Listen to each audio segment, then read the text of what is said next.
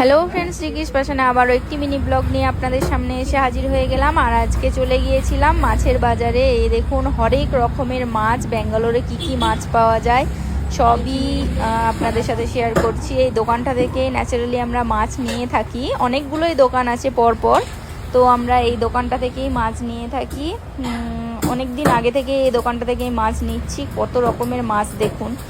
তো দেশি মাছগুলো আমাদের ওখানে যা যা মাছ পাওয়া যায় সমস্ত কিছু এখানে পাওয়া যায়। এছাড়াও এখানে ইলিশ, কাঁকড়া এইসব পাওয়া যায়, কিন্তু সবই টাটকা, কিছুই মাছ পাবেন না এখানে। এখানে ওই বরফ দেওয়া থাকে। এই দেখুন, এই একটা নতুন প্রজাতির মাছ দেখলাম, জানি না এটা কি মাছ, সাপের মতো দেখতে। আর এখানে যা যা মাছগুলো দেখছি প্রায় অনেকগুলোই নাম না জানা, তো আপনাদের সাথে শেয়ার করলাম। আমরা আজকে নিয়ে নিয়েছি তেলাপিয়া মাছ, তেলাপিয়া ফ্রাই করব বলে।